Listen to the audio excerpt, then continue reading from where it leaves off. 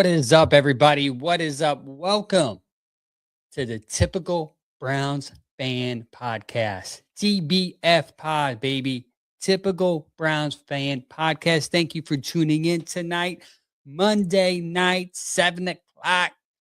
Here I am, about to talk some Cleveland Browns with my fellow friends on the internet. Thank you, everybody, for tuning in. Please like, subscribe, follow, comment down below. Let people know that we're about to talk about the Cleveland Browns, specifically our new head coach, Todd Monken. Yes, that's right. Todd Monken is in the building. Do we expect him to become a head coach here in Cleveland? No. No, we didn't. We did not expect, at least I didn't. I can't speak for the billions of Browns fans out there. Yes, billions with the B. But I did not expect it. And I finally have started to accept the fact that Todd Monken is my head coach for the Cleveland Browns. I do what I do, man. I started looking into Todd Monken a little bit more because I ignorantly just pushed him to the side and said, I'm not wasting any time on Todd. But obviously, according to Mary Kay Cabot, he was the front runner the whole time, and everybody wanted him to be the head coach. Not just Jimmy Haslam, but Andrew Berry too. Everybody on the team, everybody that was on board looking for the head coach supposedly wanted Todd Monken. Is it hard to believe? Sure. It's hard, but I'll take it. I'll take it. You want to know why? Because I'm a Browns fan, and every year I find a reason to have hope. So this is what this podcast is all about. Todd Monken building his team, building up the assets in which he needs to develop a young roster or soon to be young roster through this upcoming draft. And it's very encouraging, the people that he is putting together. We're going to get into that today. We're going to also talk about his 6 pillars to success on offense. We're going to talk about that and how it compares to what the Browns did last year. And lastly, we're going to end the show with the worst sports take of the week. Most of you probably already saw it, but we're going to talk about it. And I'm going to give you my take. It's going to be a fun show. So thanks for tuning in again. Hit it up with some comments, like it, subscribe, share this feed, and let's just talk about it. First, we're going to start off with everybody in the AFC North has a head coach now. Everybody. Mike McCarthy's in Pittsburgh. Jesse Minter's in Baltimore. Zach Taylor is in Cincinnati. And us have the 60-year-old coach, Todd Monken. That's right, Todd Monken. Hey, this is love on this opportunity here, okay?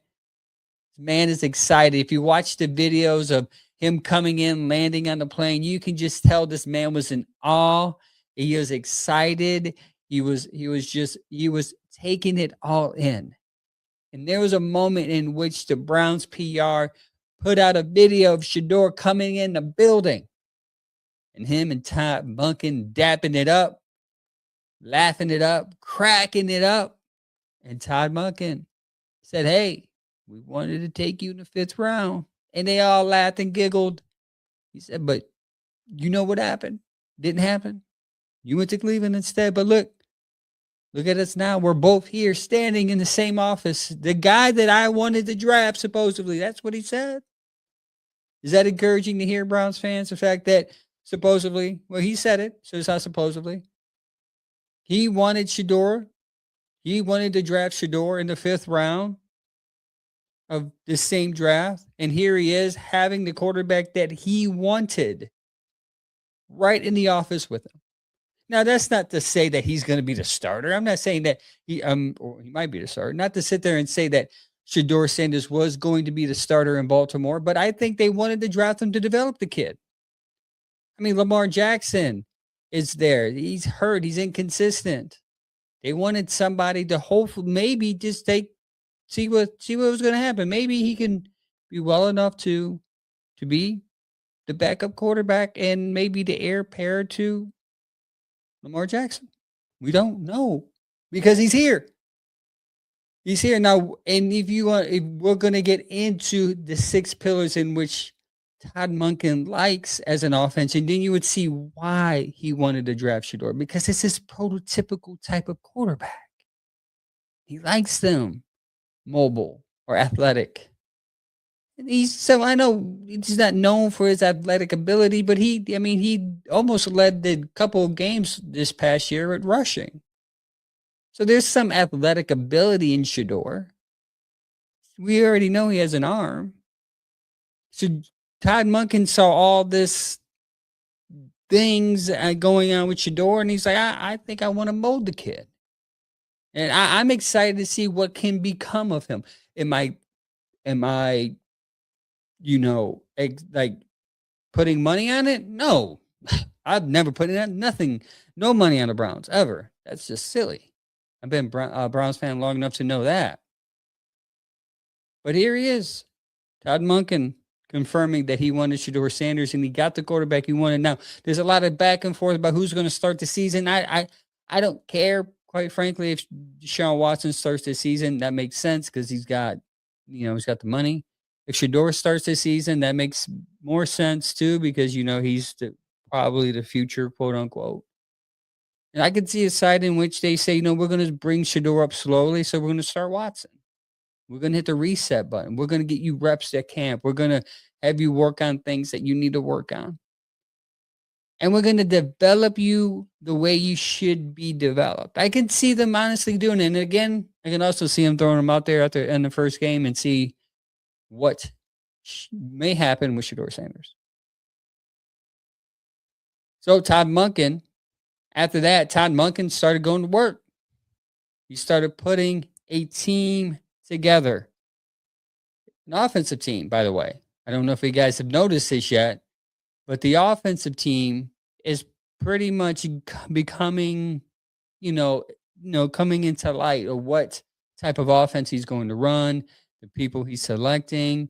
Meanwhile, you've heard nothing, not a peep, on what he's going to get on defense. Coincidence? Now, I did read a report today saying that the defense is going to stay intact. Everyone on the defensive side of the ball is going to stay there. Outside of Jim Schwartz, they're kind of waiting on him to see what he's going to do. And there's not a lot of smoke. There's a little bit of smoke around that. So it's very interesting to see what's currently happening with these coaches and who's being selected to do the all-line and the offensive coordinator. Meanwhile, like I said, the defense, it's still intact. So is there a possibility for Jim Schwartz to come back? And how amazing would that be? This whole worry of most Browns fans worrying about Jim Schwartz leaving because Monken is here. And what if Monken somehow convinces Schwartz, hey, it's going to work out. You're great you're pretty good defense. And I'm going to work on this offense. If we can just come together, this team's going to be something special in a couple of years. I don't know what Monken's going to say. I'm sure he's going to hype himself up. I would if I was Monken. But the first guy out of the gate that Todd Monken got was George Warhop, offensive line.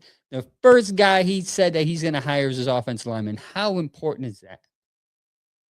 Actually, Warhop was here from 2009 to 2013 before he was hired to the Ravens team. He's been 29 years on the offensive line as a coach. He actually, when he was here, he helped coach Joe Thomas. So Warhop is an veteran in the game, let's say. I'm excited for that. An old man to come in and say, hey, we're going to whip these hopefully young offensive linemen because they're going to have to go get some younger guys in here because, all our guys are broken down and hurting. And then you got the offensive coordinator, Travis Switzer, Ravens assistant for the last 9 years. The last 3 years, he was a run game coordinator. Switzer played 4 seasons at the offensive line at the University of Akron. So a local kid, local guy. From 2011 to 2014, Switzer was up in Akron, probably partying, playing football, losing a lot of games. But now he becomes our offensive coordinator. Interesting. Yeah, ROC. Then after that, we get our pass game coordinator, Danny Breyer. Danny Breyer spent the last season as an offensive assistant for the Ravens, offensive assistant, meaning him and Todd Monken work side by side. So there's a lot of familiarity there right off the hip. Former Ravens. He followed Todd Monken and offensive coordinator Travis Switzer from Baltimore.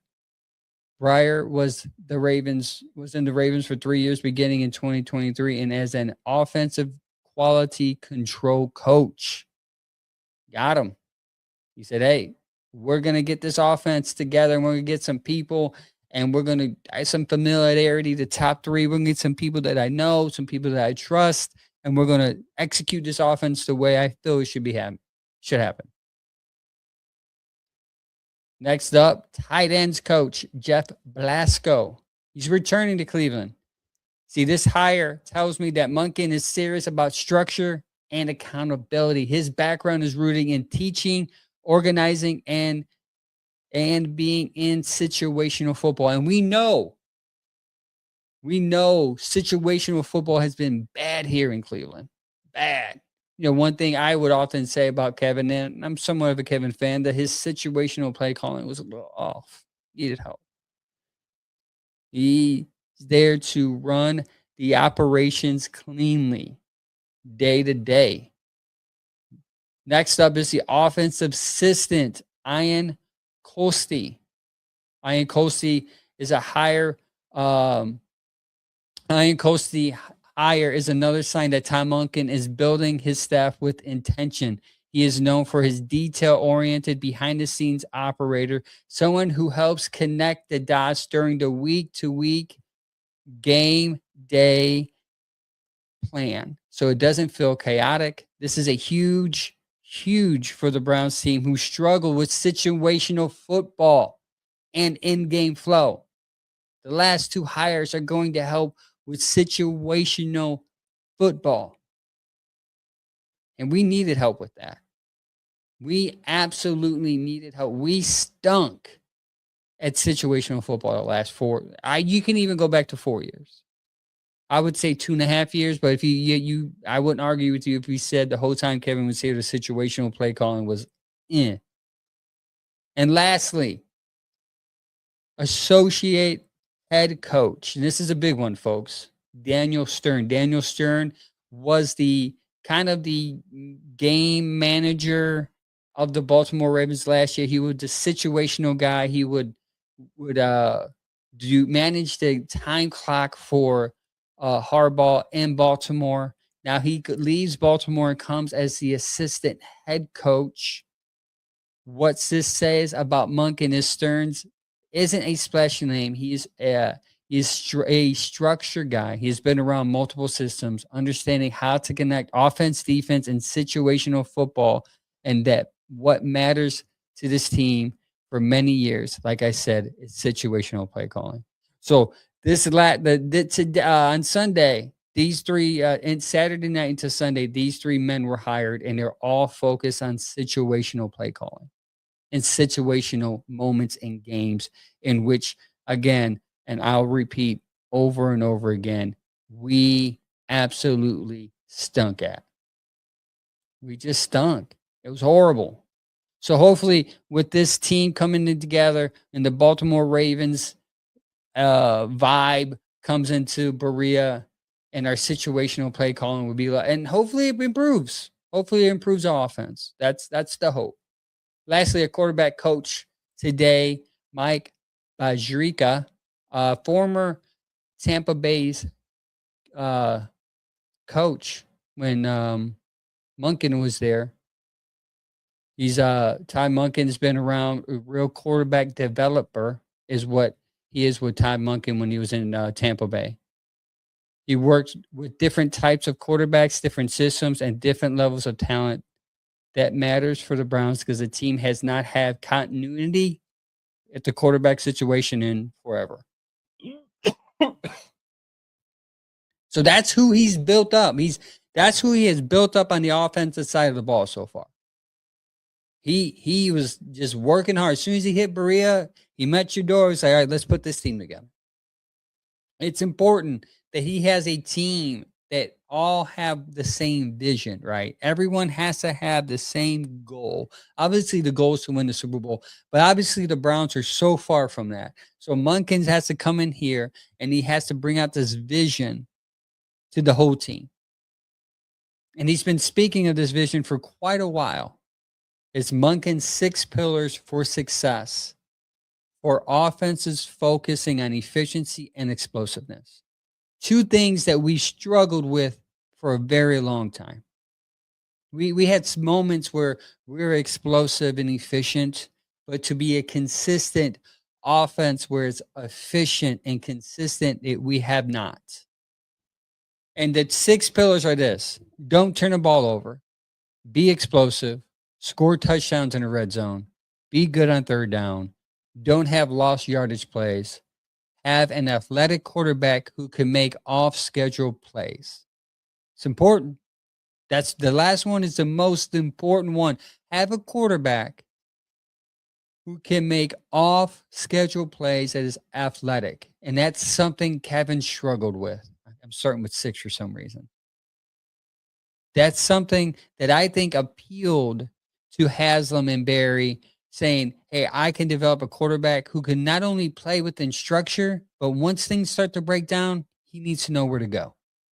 And I can do that. So let's start with number 1. And I'm going to tell you, we're going to go 1 through 6. And I'm going to tell you what the Browns rankings were last year in those 6 categories. Are you ready? Number 1, don't turn the ball over. Browns were 3rd most in turnovers with 25. 18 interceptions, 10 of those came from Shedeur Sanders in 7 games, and 7 fumbles. 18 interceptions, 7 fumbles, 3rd most turnovers in the NFL. And I think last year they led the league in turnovers. If not, they're definitely bottom 5. So Todd Monken is going to come in and fix that. He's going to teach them how to not to turn the ball over as a quarterback and how to hold the ball as a running back, or if you're a receiver, how to tuck that ball in so it's facing the sideline and not outside with an open field.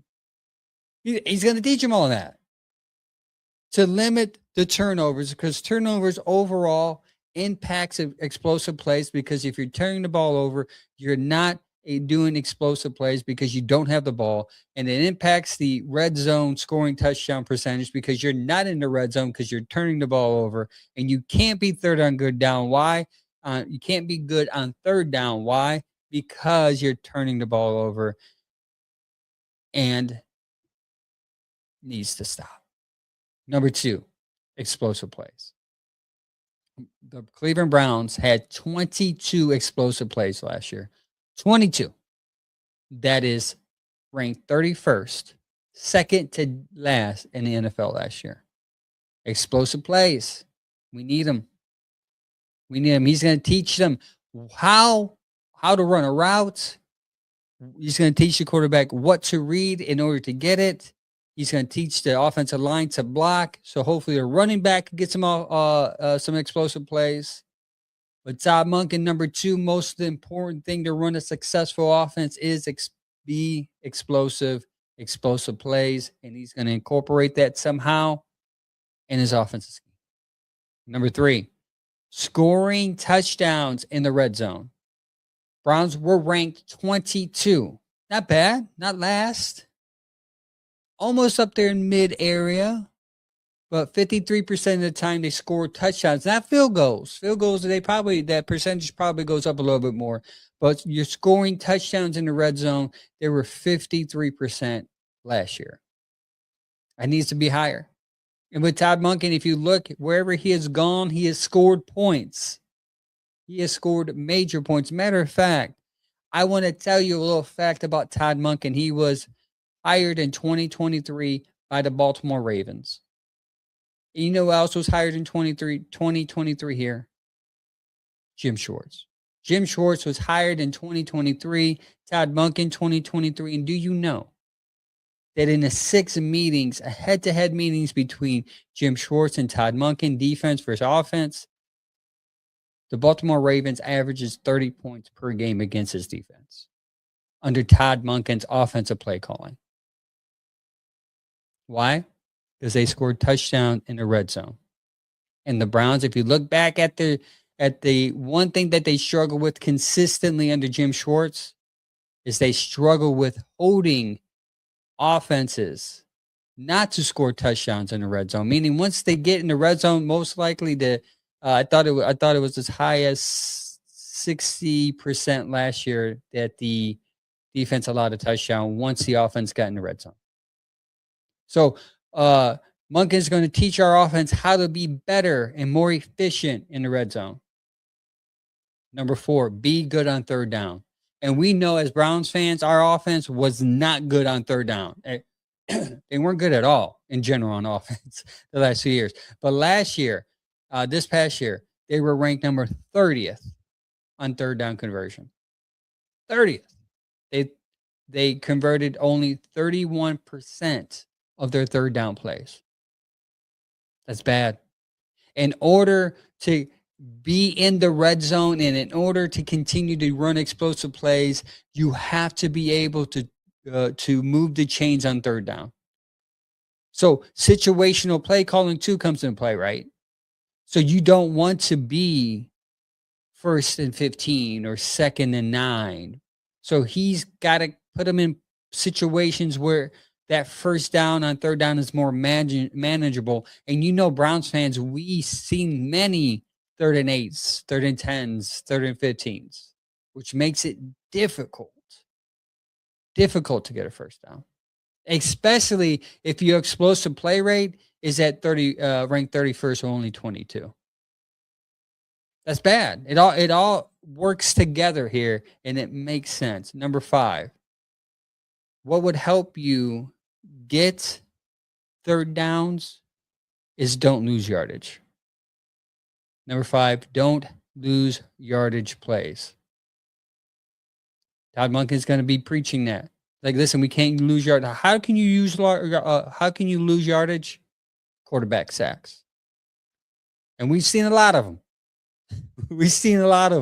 We're ranked number 20th with 7.25% of the time we were sacked on offense. 345 yards lost on sacks. On sacks alone, 345. That is what Todd Monken means by don't have lost yardage plays. Sacks. And another one, offensive penalties. Offensive penalties, we had 360 yards lost due to offensive penalties. That is a total of 705 yards. Look at that. Right off the top of my head. I didn't even have it in my notes. I just did it in my head. That's that public school math, dog. Simple math, I know. Give me some credit, guys. So 705 yards lost on offense due to quarterback sacks and offensive penalties. Todd Monken's going to come in with his strong-minded offensive line coach, with his strong-minded OC, and they're going to work together to get this offensive line not to jump off sides or not to line up in the neutral zone, or even the receivers to line up right properly at the line of scrimmage. Or even, believe it or not, we've had a lot of delay of game penalties. He's going to work with the quarterbacks with that. Number 6, and this is the big one, guys.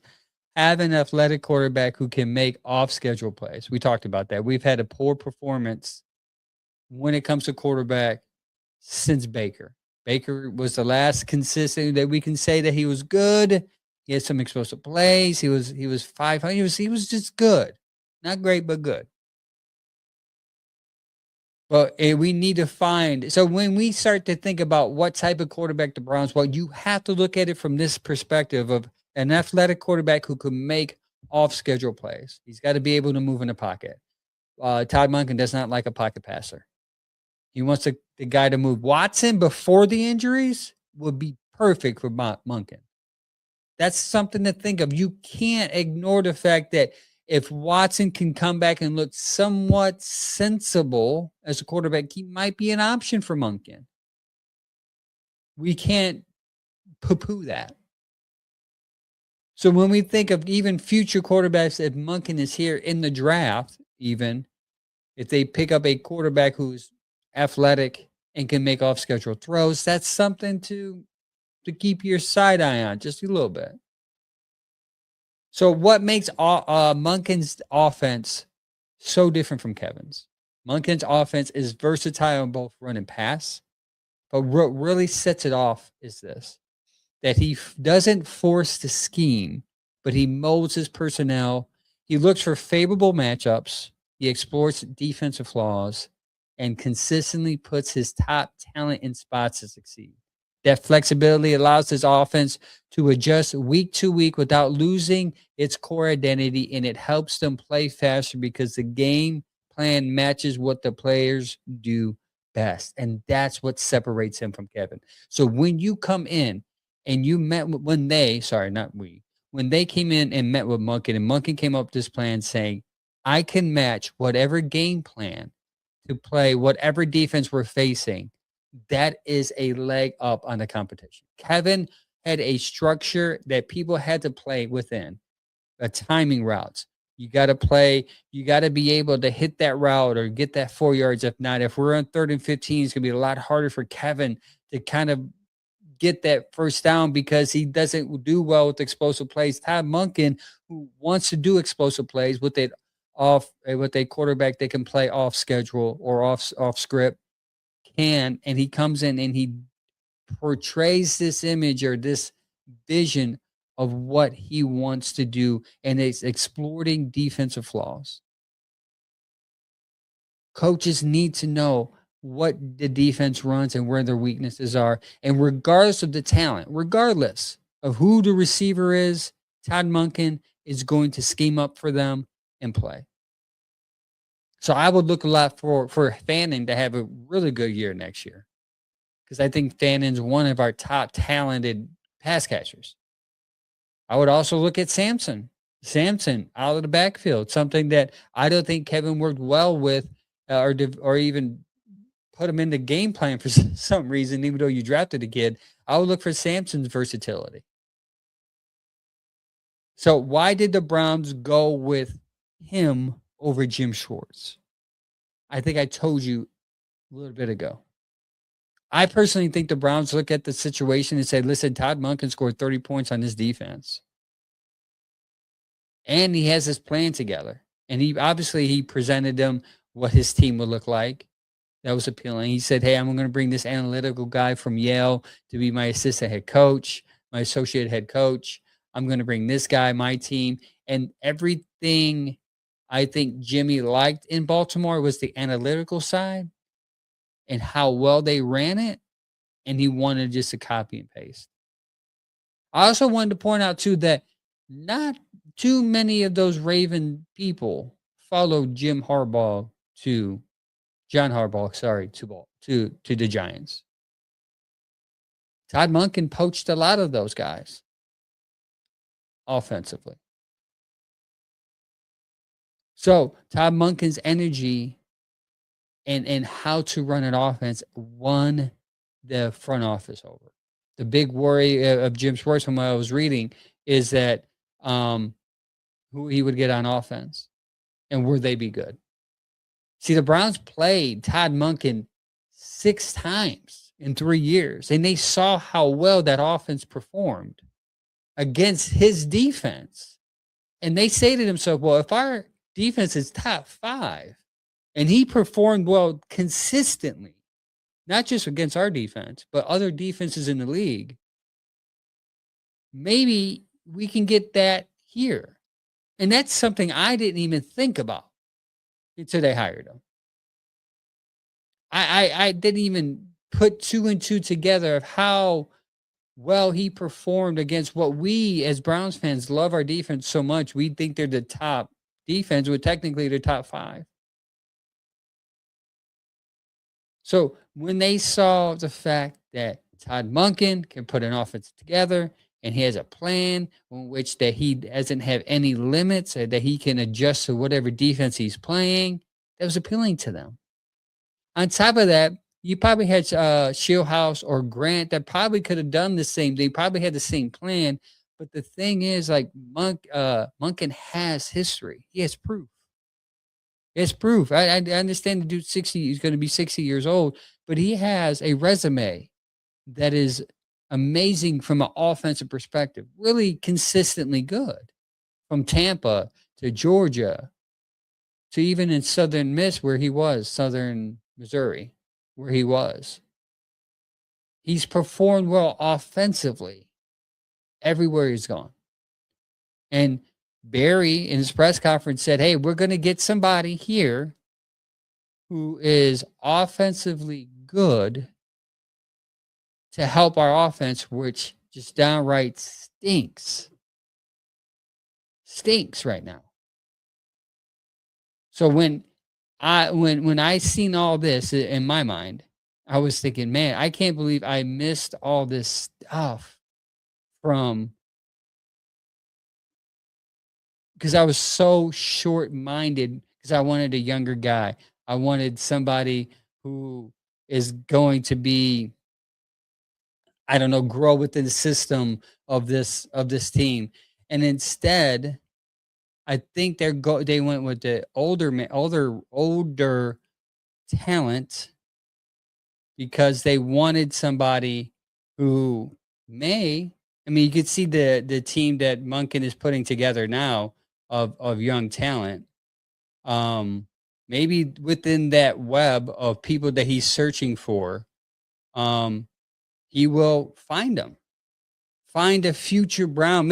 What I think, what I would think mentally myself is that Monken is going to set up a culture in which our offense could run efficiently enough to get it to be respectable to where you you want an offensive coach wants to either come here or you develop somebody within Todd Monken's tree below him.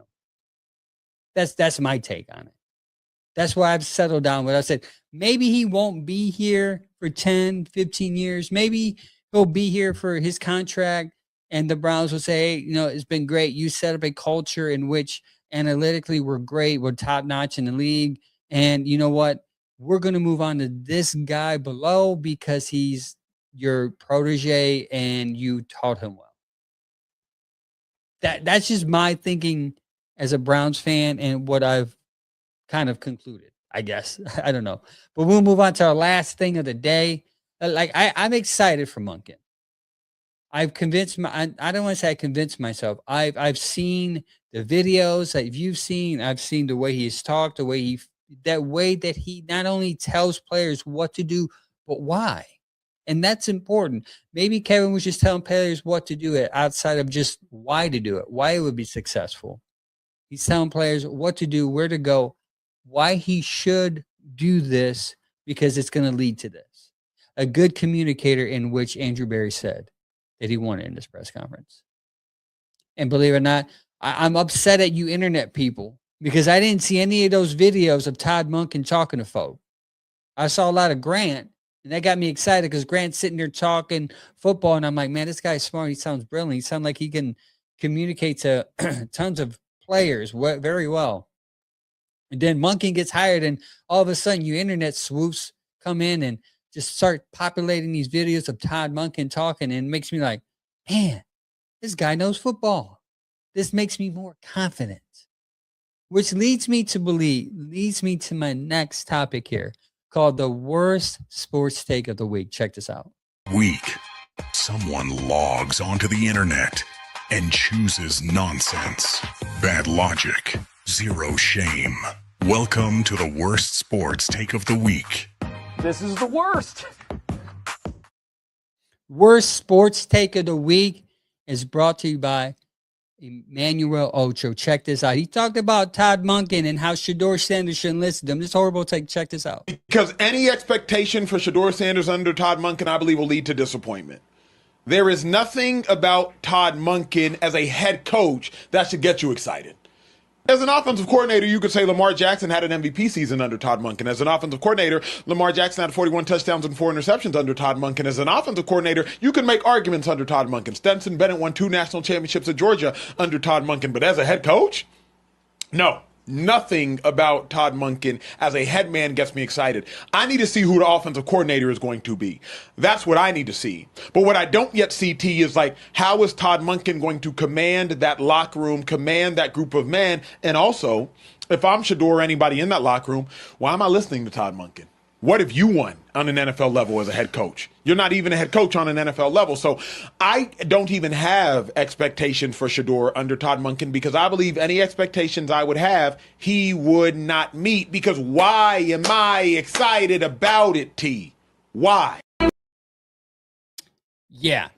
Bad take of the week brought to you by Lego Heads Barber Saloon. Go to Lego Heads Barber Saloon in Berea, Ohio, and it'll be there that you'll get a nice haircut and a nice beard trim by Marlon. And you can talk to him about this horrible take from Ocho, because he literally listed why you should listen to him by saying, sure, he has success in Georgia. Sure, he has success in Tampa. Sure, he has success in Baltimore teaching quarterback. But still, because he was never done it as a head coach, you shouldn't listen to him. Ridiculous. On top of that, you're telling Shador Sanders, who is literally 5th round pick, probably needs to prove himself a little more than what Ocho is saying right there. I think that was a horrible take, telling a young kid like Shador Sanders not to listen to a head coach, because the last thing Shador Sanders needs to do is go into Berea thinking he doesn't need to listen to somebody who's never a head coach, because believe it or not, the Browns would have ended up with somebody who was never a head coach before. That's just the reality of it. It would have been Grant, Shieldhouse, or Monken. I never thought Jim was an opportunity to be a head coach. I thought they always wanted him to stay on the defensive side. So thank you. Congratulations to Ocho for being the worst take of the week and trying to tell a 5th round quarterback not to listen to his coach. That is crazy. Ocho has never been a quarterback before, yet he's giving a quarterback his advice, saying, don't listen to Monken, listen to me. Come on, guys. You got to do better. Media, that's a horrible take. Horrible take. Well, guys, that's it. That's all I have for you today. Thank you for tuning in to the Typical Browns Fan podcast. Please like, follow, and subscribe wherever you're listening to. Please do so. If you listen to us on the Bearded Browns podcast, please like us, subscribe, and follow. We need 270 more followers over there on YouTube. So go over there and click that follow link on YouTube. Thank you, everybody, for tuning in and listening, and all the comments below. Much appreciated. I'll see you next week. Hopefully with not a horrible sports take like that. Maybe something less subtle. And hopefully we'll start to see, we get a defense answers here, right? Hopefully we get a defensive answer where our defense is at, whether we're keeping Jim or do we have Anthony Weaver? Do we have Tarver promoted? We'll see. We'll see. So stay tuned to the Typical Browns Fan podcast or the Bearded Browns podcast, because as soon as the news drops, you will have it there. I promise you. Thank you. Till next time, like always, go Browns.